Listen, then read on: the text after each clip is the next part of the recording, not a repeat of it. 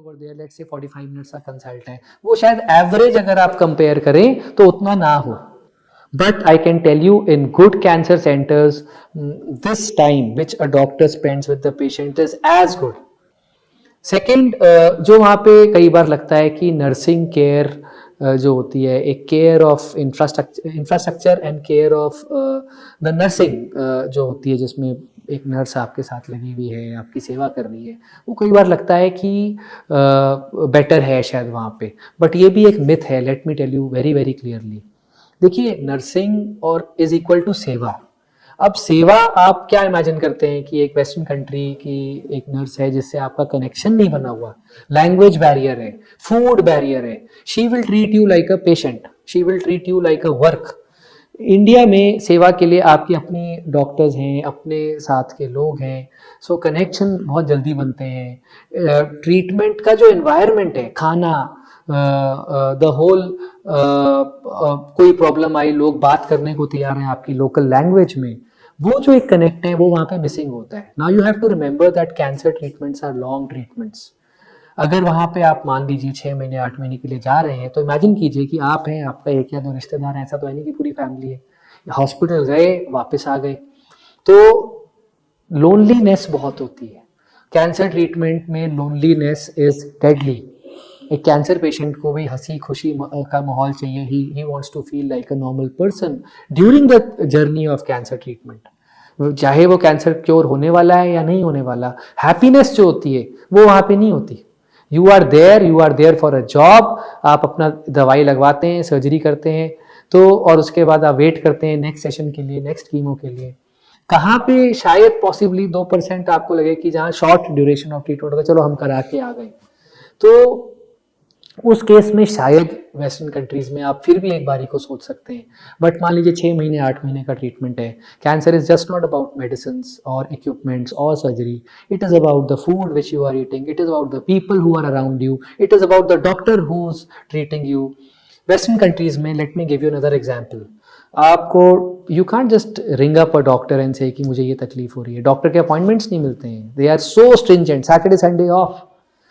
UK में let me tell you, MRI कराना हो तो एनएचएस में इतनी लंबी वेट होती है. So many times the accessibility to cancer care givers is not there.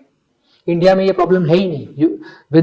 With आपको कल कोई प्रॉब्लम, आपको कल अपॉइंटमेंट्स चाहिए, आपको कल कोई प्रॉब्लम है, the whole team of people are available for you any time anywhere. फिर उसके अलावा जैसा कि मैंने बोला, खाना, केयर, अपने लोग, अपनी भाषा, ये सारे चीज़ें जल्दी हीलिंग में हेल्प करती है. तो जहाँ की मैंने बोला कि एक्सपर्टीज में कोई कमी नहीं है, एनवायरनमेंट आपका हॉस्टाइल होता है दूसरे कंट्रीज में वर्सेस यहाँ पे.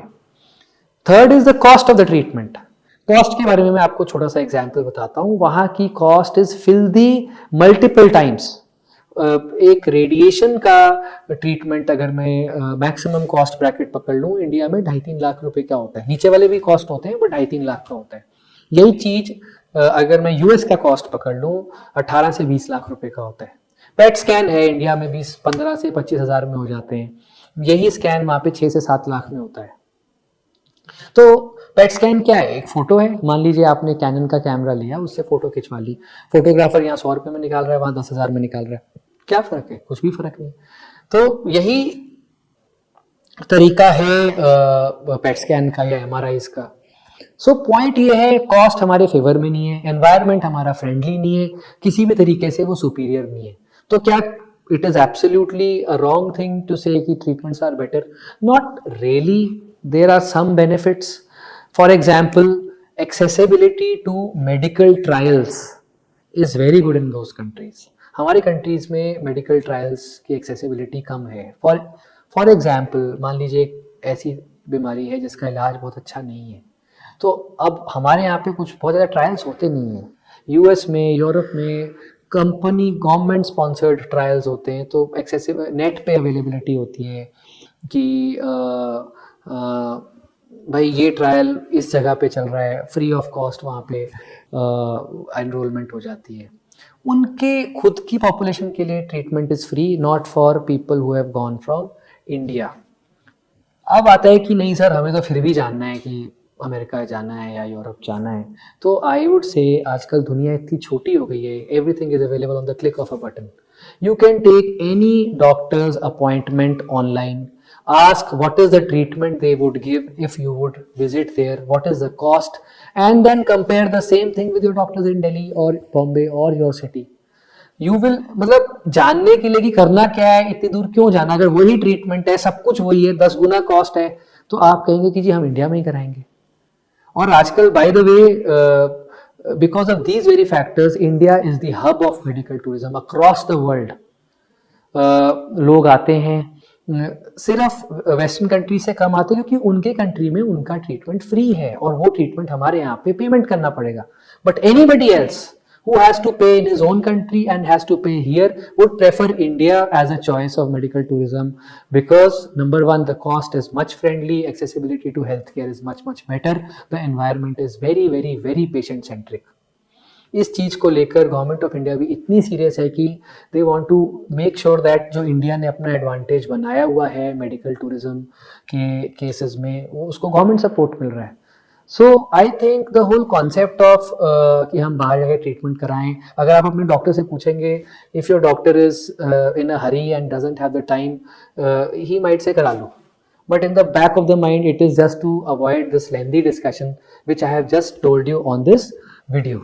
Hope this information is helpful. Thank you. If you still have any questions, we would be more than happy to answer your queries. Please write down whatever you feel in the comments below. Thank you.